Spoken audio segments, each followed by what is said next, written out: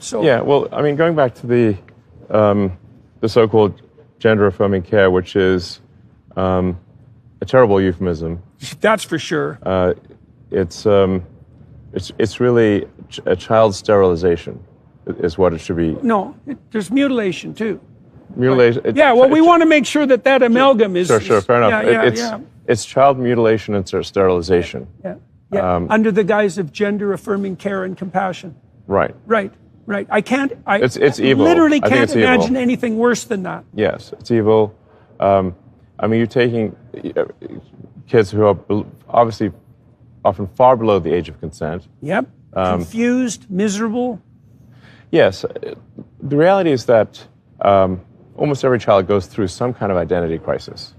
It's part of puberty. Exactly. It's just part of growing up. It's very possible for adults to manipulate children who are having a natural identity crisis into believing that they are the wrong gender. Yeah. Absolutely. And that they need to be the other gender, or they need to be a boy, or boy needs to be a girl, and that will solve all their problems. And that will solve their problems, and then they give them sterilizing drugs, which are called also a misnomer, puberty blocker. These are sterilization drugs, so they can never have children again. Yeah. They can have double mastectomies, the mutilation. They have their forearms stripped to build non-functioning penises. Yeah, it's macabre, and I mean, we have an age of consent for a reason.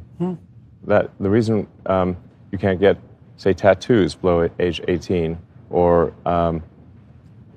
drink or drive. There are ages at which you can do things, because if we allow children to take permanent actions when they're 10, 12, 14 years old, they will do things that they subsequently greatly regret. Yes, I've interviewed a couple of people who've done exactly that, and it's damn painful. So I think doing. Why are you willing to make this an issue, do you think? I mean, well, it's sort of like the natalist issue. It happened to one of my older boys, where I was essentially tricked into signing documents for one of my older boys, Xavier. This is before I had really any understanding of what was going on, and we had COVID going on, and so there was a lot of confusion. I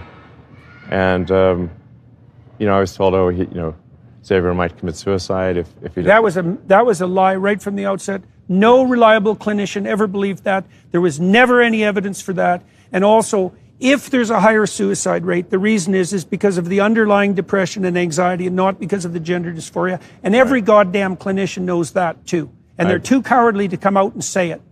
Right? And so and then we end up in exactly, when I saw that lie start to propagate, it just made the hair on the back of my neck stand up. It's like, I see. So you're telling parents that unless they agree to this radical transformation, that their children are going to die, and you think that's moral, and you think that's true. That is so pathological that it's almost incomprehensible. I can't imagine anything worse. I can't imagine a therapist doing anything worse than that, or sitting by idly and remaining silent while his colleagues are doing it. It's pathetic. It's incredibly evil, and I agree with you that people that have been promoting this should go to prison. It won't stop till that happens. Yeah. It'll just go underground. Puberty blockers are being accessed online by kids all the time through non-medical channels. So yeah, It's not going to stop. Yeah. Okay, so I see. So that's. So I was tricked into doing this, and it wasn't explained to me that puberty blockers are actually just sterilization drugs.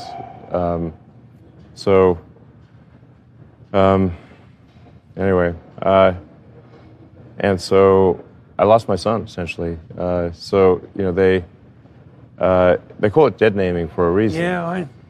All right. So the reason it's called dead naming is because your son is dead. So my son Xavier is dead, killed by the woke mind virus. I'm sorry to hear that.